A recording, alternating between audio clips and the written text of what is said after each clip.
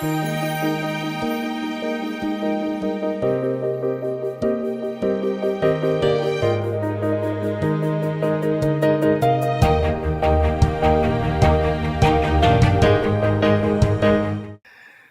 లోకాలను వీక్షించే ఆ సైన్యములకు అధిపతి భూమండలం మీద జరిగే ఈ జగన్నాటకాన్ని మరి నిశ్చయముగా చూస్తూ ఉంటాడు. ఆయనకు అదే డ్యూటీ. ఇట్లా గీశారా స్కెచ్, సరే నేను మీకు చేస్తాగా, కానీ నన్ను నా దాసుడికి నా దాసుడికి ఇలా గీశారా, ఓకే గీయండి. మీరు గీసిన ఇదే స్కెచ్ వానికి ప్లస్ అయ్యేటట్టు చేస్తా, ఆ ఉచ్చు మీ మెడకే తగులుకునేటట్టు చేస్తా.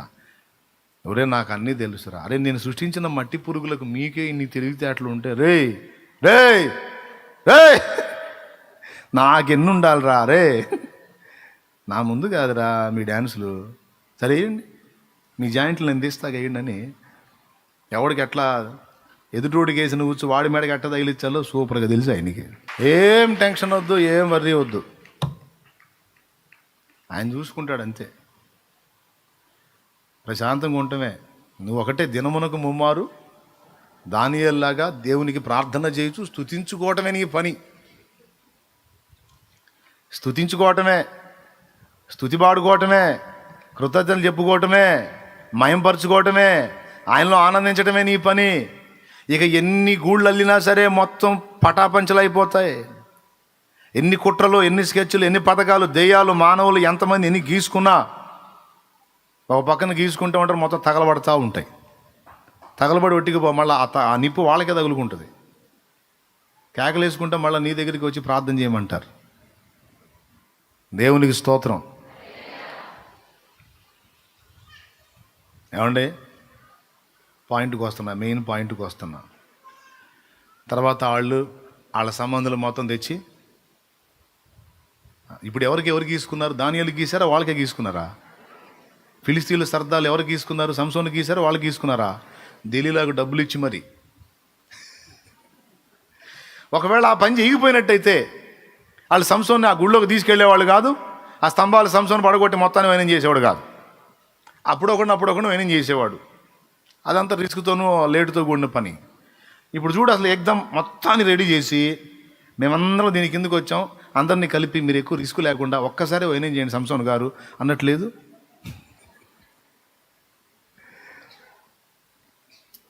దానియేలు అన్న మాట ఇక్కడ మనకి మేజర్ పాయింట్. నా దేవుని దృష్టికి నేను నిర్దోషినిగా కనబడితిని కనుక అన్నాడు. నిజంగా దానియేలు నిర్దోషేనా? దానియేలు దోష నిర్దోష? దానియేలు పాప పరిశుద్ధుడా? పరిశుద్ధుడు అని మీరు అంటున్నారు. దానియేలు ఏమన్నాడు ఒకసారి చూద్దాం రండి.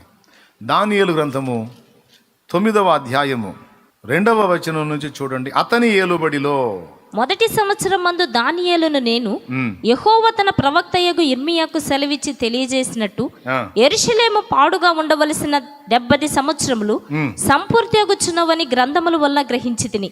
అంతటి నేను గోనెపట్ట కట్టుకొని ధూళి తలపైన వేసుకొని ఉపవాసముండి ప్రార్థనా విజ్ఞాపనములను చేయుటకై ప్రభువగు దేవుని ఎదుట నా మనస్సును నిబ్రము చేసుకుంటుని. నేను నా దేవుడైన యెహోవా ఎదుట ప్రార్థన చేసి ఒప్పుకున్నదేమనగా, ఒప్పుకున్నాడంటే ఇంతకు ఏం ఒప్పుకున్నాడో చూద్దాం రండి. ప్రభువా మహత్యమును కలిగిన భీకరుడు వగు దేవా, మహాత్యము కలిగిన భీకరుడు వగు దేవా, నీ ఆజ్ఞలను అనుసరించి నడుచు వారి ఎడల నీ నిబంధనను నీ కృపను జ్ఞాపకము చేయువాడా, మేమైతే నీ దాసులకు ప్రవక్తలు నీ నామమును బట్టి మా రాజులకును మా అధిపతులకును మా పితరులకును యూదయ దేశ జనులందరికీ చెప్పిన మాటలను ఆలకింపక నీ ఆజ్ఞలను నీ విధులను అనుసరించుట మాని పాపులమును దుష్టులమునై చెడుతనమందు ప్రవర్తించుచు. మా వాళ్ళు అన్నాడా మేమన్నాడా? బ్రదర్, మా వాళ్ళు ఇలా చేశారన్నాడా మేమన్నాడా? చదువు.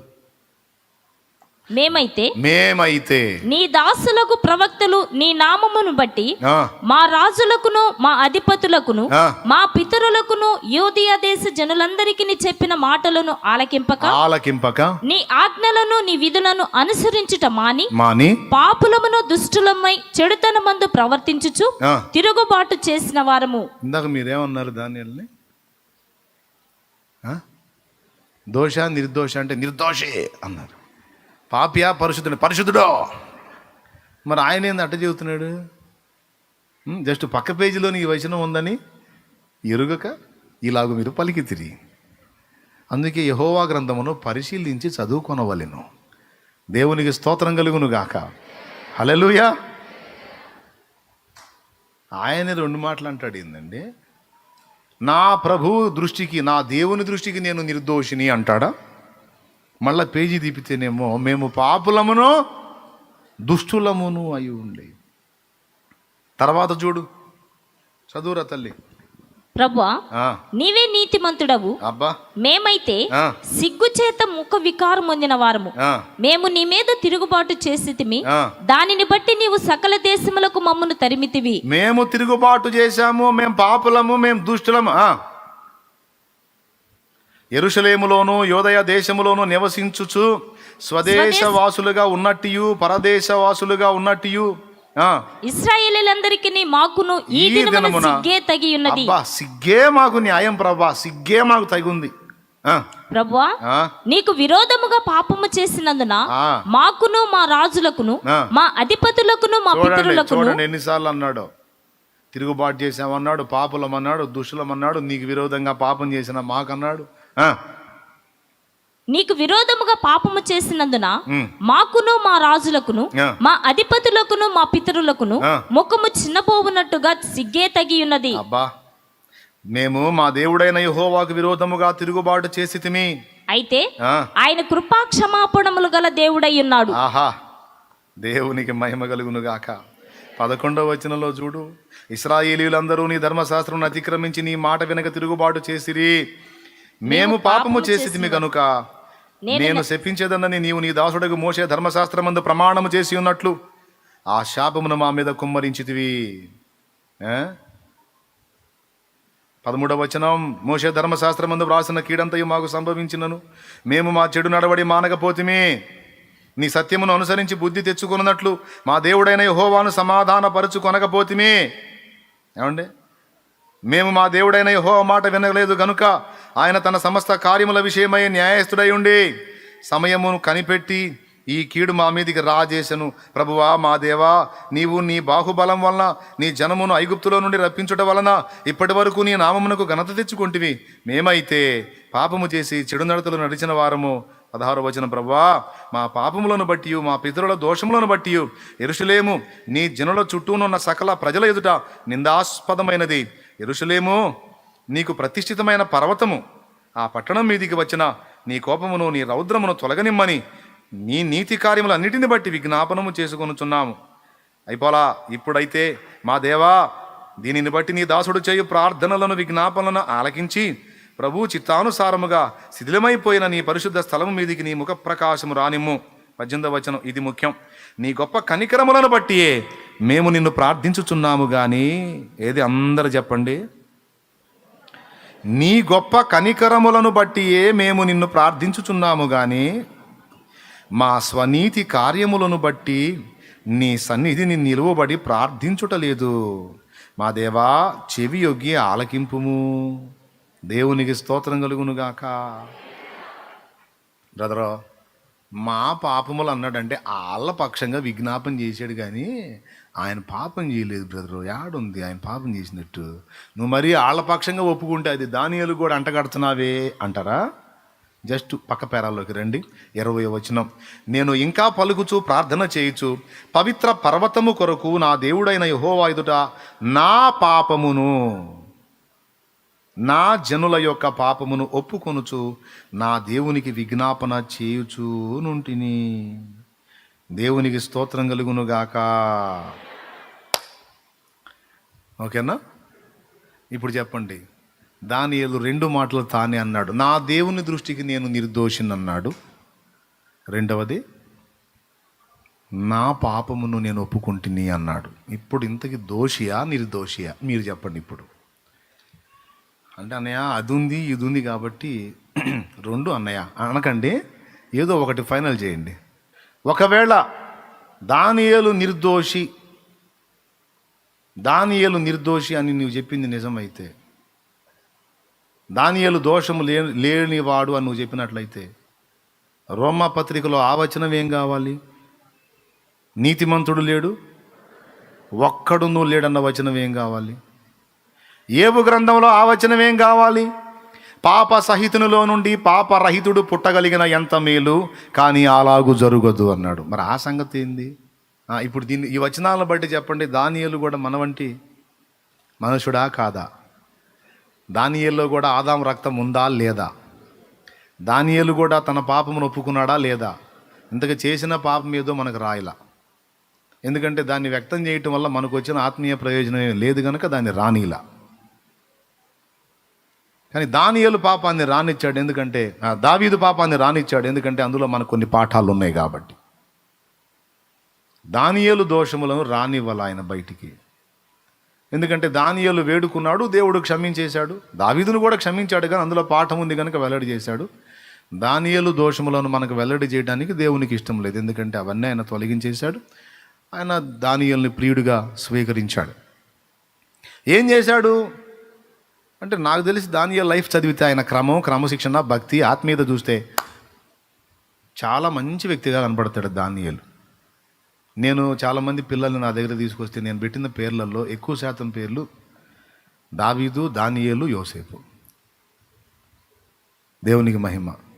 ఇక్కడ పాయింట్ గుర్తించాలి ఏంటంటే, వాస్తవంగా నేను దోషినే, వాస్తవంగా నేను పాపినే, కానీ ఆయన నన్ను చూచినప్పుడు ఆయన నన్ను నిర్దోషినిగా ఎంచాడు. నా దేవుడు నన్ను చూసినప్పుడు దోషిగా చూడలేదు, నన్ను నిర్దోషిగా చూశాడు. అదంతా ఆయన కృప. రాజా రాజా నేను నిర్దోషిని రాజా. నా నిర్దోషత్వాన్ని చూసి దేవుడు మరి నన్ను తప్పించాడు అనలా. నా దేవుని దృష్టికి నేను నిర్దోషినిగా కనబడి తిని. నాకు డౌటు, అదేంది నిర్దోషిగా ఎట్ట కనపడతాడు? నువ్వే చెప్పావు నేను పాపినేని, నా పాపములు ఒప్పుకున్నానని.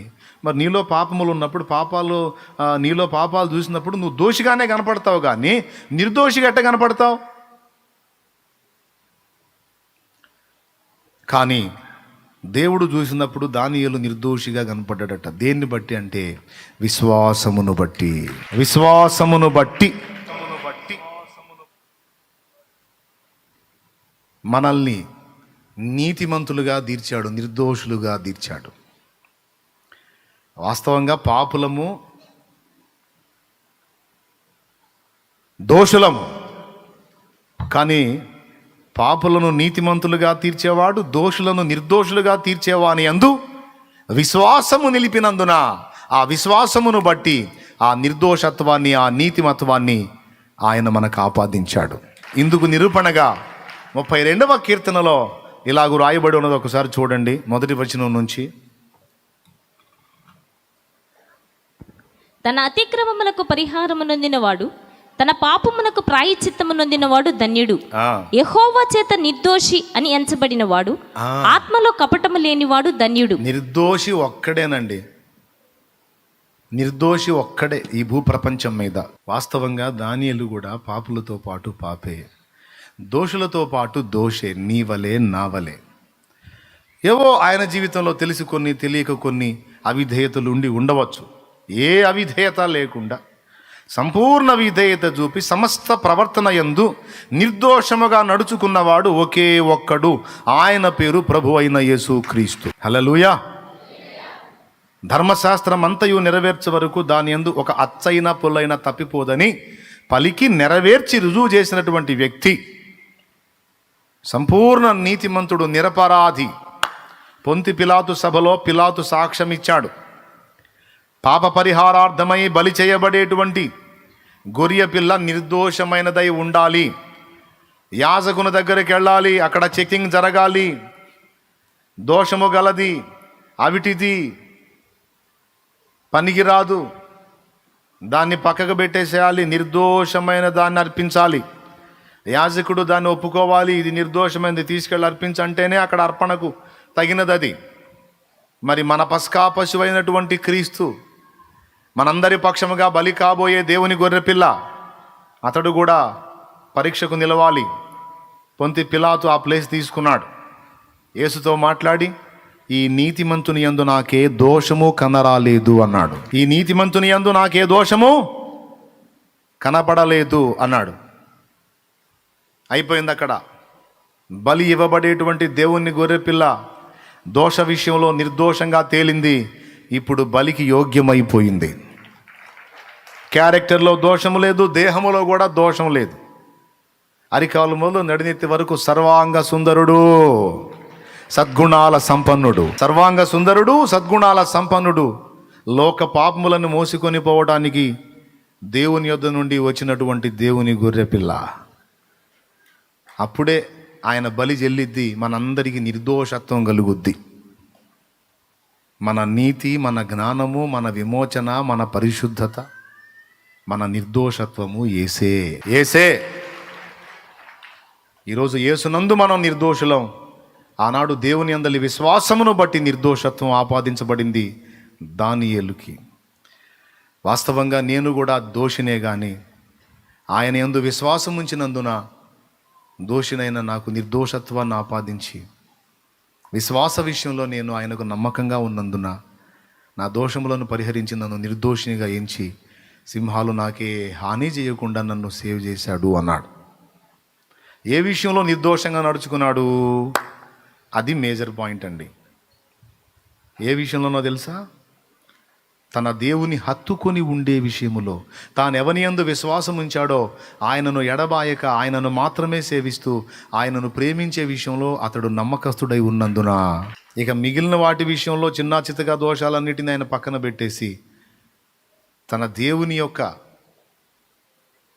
ఏర్పాటు విషయంలో, తన దేవుని సేవించే విషయంలో దానియేలు నమ్మకస్తుడై ఉన్నాడు, నిర్దోషిగా ఉన్నాడు. 30 రోజులేగా ఏం పోయింది? మనం కొంచెం అటు చూద్దాం. రాజు కూడా కావాలి కదా. మనం కానీ కొన్నిసార్లు కూటాలకి ఎగ్గొట్టి అధికారుల కోసం పోయినట్టు, మనం కొన్నిసార్లు దేవుని సన్నిధిని ఎగ్గొట్టి ఫ్రెండ్స్కి ప్రయారిటీ ఇచ్చినట్టు, కొన్నిసార్లు ఫ్రెండ్స్ సంతోషం కోసం పోయి పనికిమాలిన వాటిలో ఏకీభవించినట్టు, వాళ్ళు కూడా కావాలి కదా మనకి. వాళ్ళని కూడా మనం మరి పోగొట్టుకోకూడదు కదా. అందుకని కొంచెం వాళ్ళ సాటిస్ఫాక్షన్ వెళ్ళి మనం జస్ట్ పోయి అట్లా నిలబడితే చాలు అన్నట్టు. దానియేలు అలా అనుకోలా.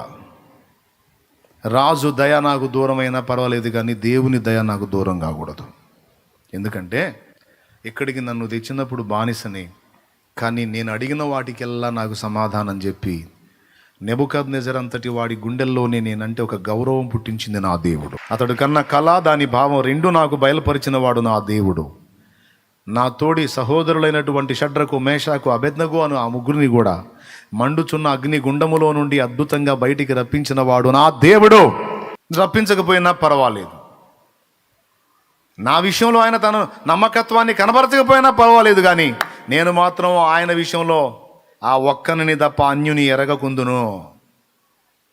ఆ విషయంలో ఇక నేను పతివ్రతగా నుందును, నా ప్రభువును తప్ప అన్యులను ఎరగకుందును నిశ్చయించుకుంటుని.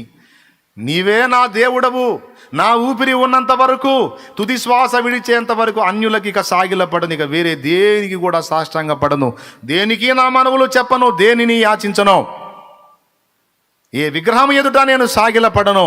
ఇది నా నిబంధన.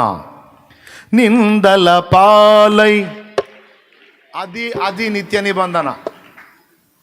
నిన్నుగాక ఇక అన్యుని నేను ఎరగను ప్రభువా. నా తుది శ్వాస విడిచేంత వరకు నీవే నా దేవుడవు, నీకే నా కృతజ్ఞతాస్తుతులు. నేనంటూ నోరు తెరిచి స్తుతించానంటే, నేనంటూ నోరు తెరిచి ఆరాధించానంటే, నేనంటూ నోరు తెరిచి ప్రశంసించానంటే, ప్రస్తుతించానంటే దానికి అర్హుడవు నీ ఒక్కడవే, ఇంకా ఎవ్వడూ లేడు, ఎవ్వరూ లేరు. నా స్తుతికి కారణభూతులు ఎవరూ లేరు, నువ్వే. నా స్తోత్రాన్ని పొందడానికి అర్హుడు ఇంకెవడూ లేడు. దేవా, నా దేవుడవు నీవే. నా స్తుతికి పాత్రుడవు, నా స్తోత్రానికి అర్హుడవు నీ ఒక్కడివే దేవా. అది నీకే దక్కాలి, ఎవ్వడికి దక్కలి. దర్యావేషు లేదు, వాళ్ళ అయ్యా అహస్వేరోషు లేదు, ఏ రోషు లేదు. దేవునికి స్తోత్రం. దర్యావేషు వాళ్ళ అయ్య ఎవరో చూశారు అక్కడ? అహస్వేరోషు. ఎవ్వడు లేదు ఇక నాకు ఎక్కువ.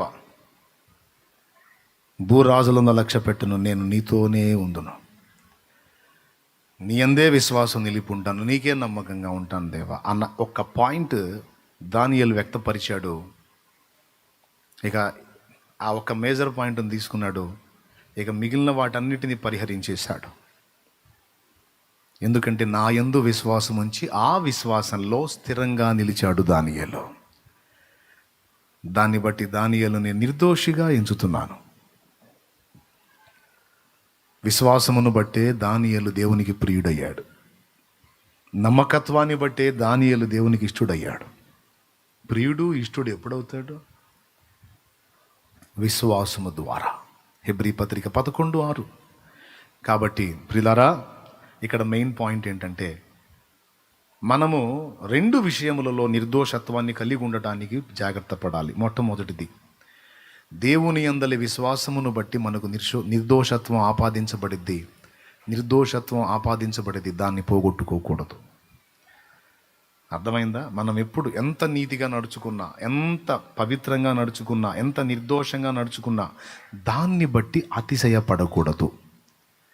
నువ్వు ఎంత నీతిగా నిలిచినా, ఎంత నిర్దోషంగా బ్రతికినా దేవుని ముందుకు వెళ్ళినప్పుడు నా స్వనీతిని బట్టి కాదు కానీ నీ కనికరమును బట్టే నేను నీతిమంతుడిని. ఆయనే అన్నాడు కదా పక్కన, నీ కనికరములను బట్టియేగాక తప్ప మా స్వనీతి కార్యములను బట్టి మేము నిన్ను ప్రార్థించుటలేదయ్యా అన్నాడు. జీవితకాలానికి సరిపోయే ఒక అద్భుతమైన పాఠం. మొట్టమొదటిది, నువ్వు ఎంత మంచివాడవైనా, ఎంత మంచిదానివైనా దేవుని ముందుకు నీ వచ్చినప్పుడు ఒక ప్రశస్తమైన తెల్లని వస్త్రంగా నువ్వు ఉండవు, మురికి బట్టగానే నువ్వు ఉంటావు. అంతే. మా నీతి క్రియలన్నీ, యెషయా గ్రంథము అదేదో అధ్యాయంలో 64:6. శబాష్, 64:6 ఒకసారి చూడండి, చదువు. మేమందరము అపవిత్రుల వంటి వారమైతిమి, మా నీతి క్రియలన్నీ మురికి గుడ్డల వలె నాయను. అది లెక్క. నువ్వు 10 రోజులు నీతిగా పవిత్రతను కాపాడిన 11వ రోజు అట్లా జస్ట్ నోరు జారితే చాలు అయిపోయింది. ఎంత తెల్లని వస్త్రమైనా దీని మీద అంత మరకైందనుకో, ఇంకా చూడబుద్ధి అయిద్దా? అంతే. మా నీతి క్రియలన్నీ మురికి గుడ్డల వంటి వాయును అన్నాడు. కాబట్టి నేను మంచిదాన్ని, నేను మంచోడిని, వాళ్ళలాగా లేను, వీళ్ళలాగా లేను, నేను చాలా క్రమంగా ఉంటాను, పవిత్రంగా ఉంటాను, పరిశుద్ధంగా ఉంటాను, నిర్దోషంగా ఉంటాను అనే ఫీలింగ్ ఎప్పుడు రానియొద్దు. నేను ఎంత జాగ్రత్తగా ఉన్నా నా నీతి నా ప్రభువే, నా నిర్దోషత్వం నా ప్రభువే. ఎందుకట? అతిశయించువాడు ప్రభువునందే అతిశయించాలి కానీ ఇక మరి దేని యందు అతిశయించడానికి వీలు లేకుండా ఇట్టి నియమాన్ని దేవుడు చేశాడు. అది విషయం. కొంతమంది తమ నీతి ప్రవర్తనను బట్టి అతిశయపడతారు. నేను నీతి తప్పుడు వ్యవహారం చేయలేదండి, నా నడత అంతట్లో నీతిగా ఉండడానికే జాగ్రత్త పడుతుంది. అమ్మ నీతిమంతుడో అంటే నీతిని బట్టి అతిశయం. పరిశుద్ధత అండి, నేను వాళ్ళలాగా వీళ్ళలాగా బరి తెగించి బతకని ఎట్లా పడితే అట్లా ఉండనండి. పవిత్రత, పరిశుద్ధత లేకుండా ప్రభువుని చూడలేమని ఉండలే. హృదయ శుద్ధి గలవారు ధన్యులు దేవుని చూస్తారని లేదా? నా ప్రవర్తన మొత్తంలో చాలా పరిశుద్ధంగా బ్రతుకుతానండి. నేను వీళ్ళగా మురికి జీవితాలు జీవించను నేను. అమ్మ పరిశుద్ధురాలో ఏం అతిశయం నీ పరిశుద్ధత, ఏం అతిశయం నీ నీతిని బట్టి, నీ నీతి నీ పరిశుద్ధత. మరి అతిశయ కారణం ఏదున్నా అదంతా విరవబడిపోతుంది దేవుని ముందు. విరవబడితేనే నువ్వు ఆమోదించబడతావు. అందుకే ఏం చెప్పాలి దేవుని ముందుకు వెళ్ళినప్పుడు? ఆ మధ్య అట్ట లేను కానీ ప్రభా, ఈ మధ్య చాలా మంచిగా బతుకుతున్నా ప్రభా అంటావా? ఏమంటావు? దేవా, నేనైతే దోషిని, కానీ దోషులను నిర్దోషులుగా తీర్చే నీ యందు విశ్వాసం ఉంచుతున్నాను. నా నిర్దోషత్వం నువ్వే తండ్రి, నా నీతి నువ్వే తండ్రి, నా రక్షణ వస్త్రం నీవే తండ్రి, నీతి వస్త్రం నీవే తండ్రి. నా పాపపు వస్త్రాన్ని తొలగించి నాకు నీతి వస్త్రం కప్పిన వాడవు నీవే, పరిశుద్ధ వస్త్రం, రక్షణ వస్త్రం కప్పిన వాడివి నువ్వే.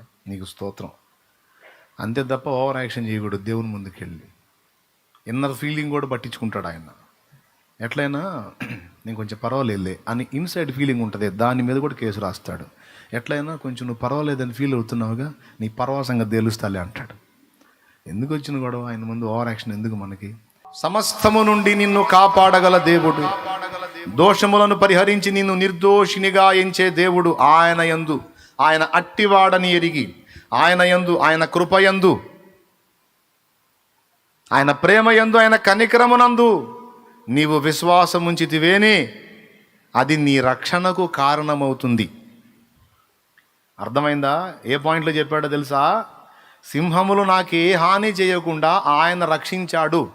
రక్షణ అనేది మన నిర్దోషత్వాన్ని బట్టి కాదు, మన నీతిని బట్టి కాదు, మన నీతి ఉన్న క్రీస్తును బట్టి, ఆయన యందలి విశ్వాసమును బట్టి మనకు రక్షణ.